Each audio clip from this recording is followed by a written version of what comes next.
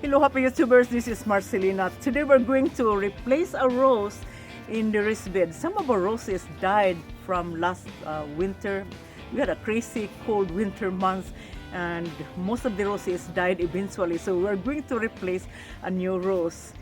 This is the best time to grow roses because it is spring season, and if you guys looking for roses, check assuregains.com because some of the roses will be in that site. As you can see, these roses are already blooming, so let's go ahead and grow one of these roses.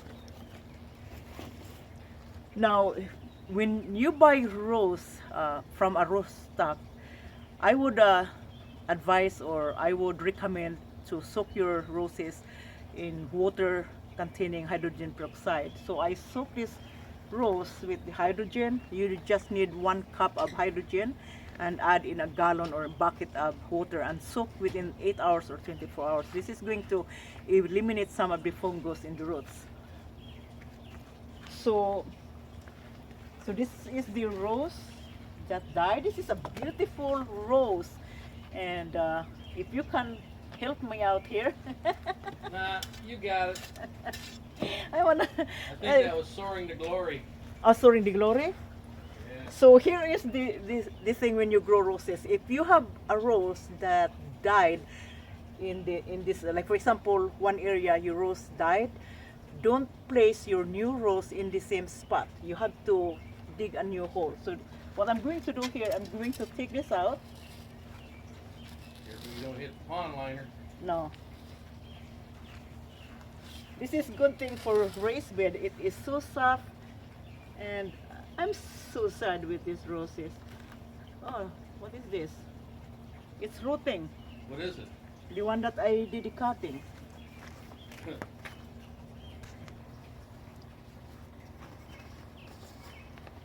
So I'm going to dig a hole next to it.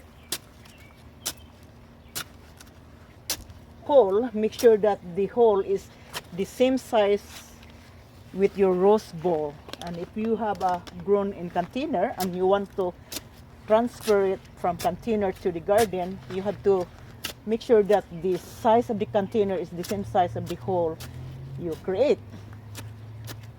This is very soft. Look at that, it's decomposed.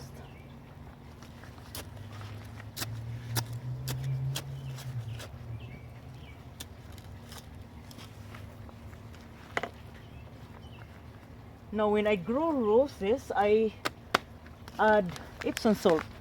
This is going to help the root to get stronger and also helping the chlorophyll production.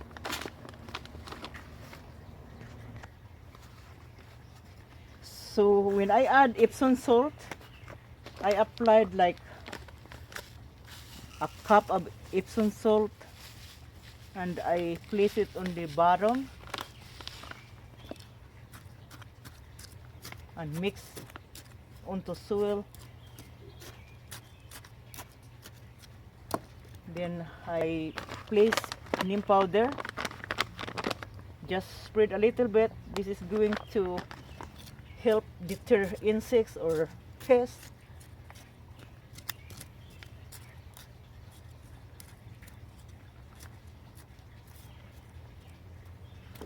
Now the fertilizer, I use iron nights because it has a balance.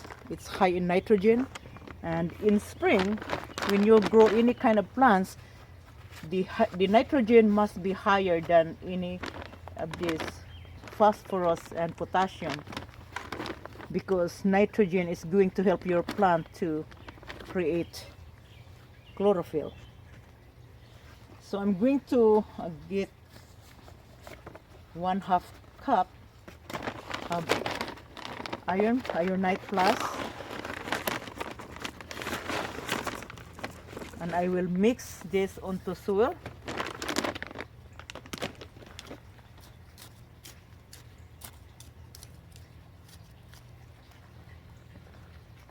So it has to be distributed so root can absorb these nutrients.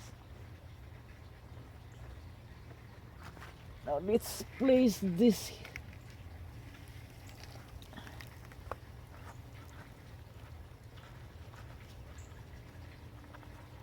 doesn't have a nice root here, but it will be okay. So we need to remove all this dead, there is a dead branch here, and I'm going to remove this.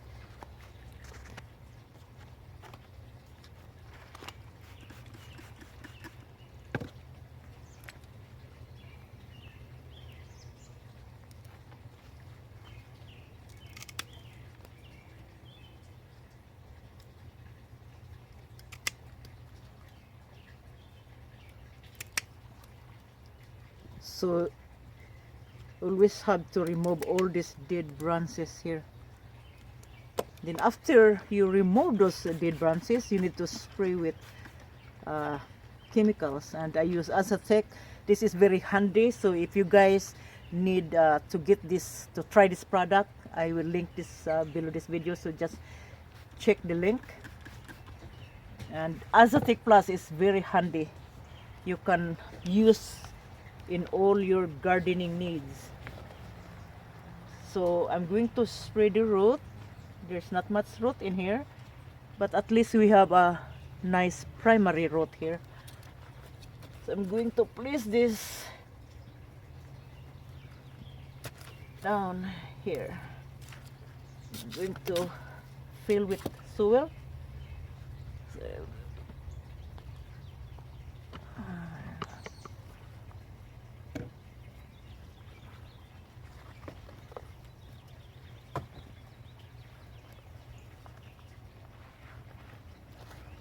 now when you grow roses, guys, the first thing that you look for is the location. Always look for the location.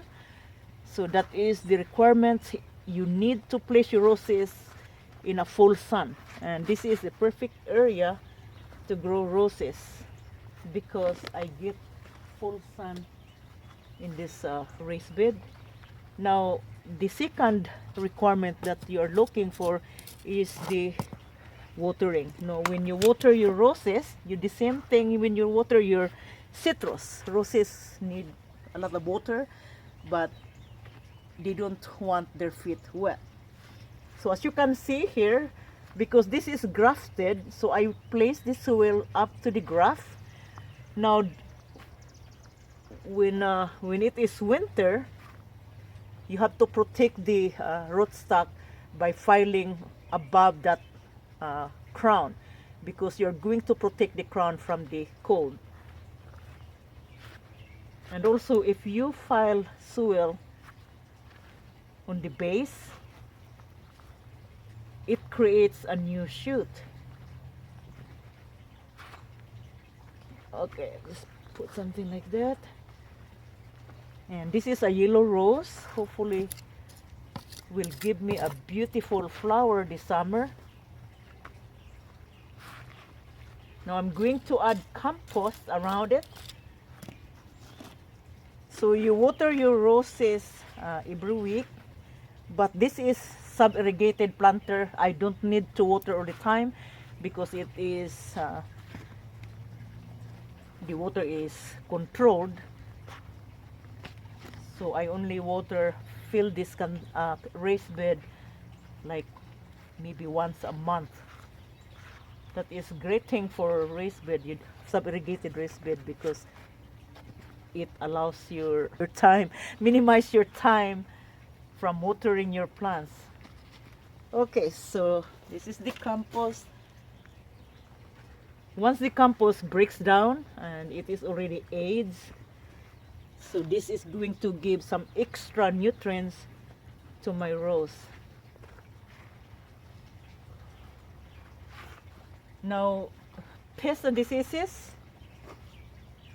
Most likely pests come to your garden summer because they have this lash of foliage, and when they see there is food, so they will attack your rose.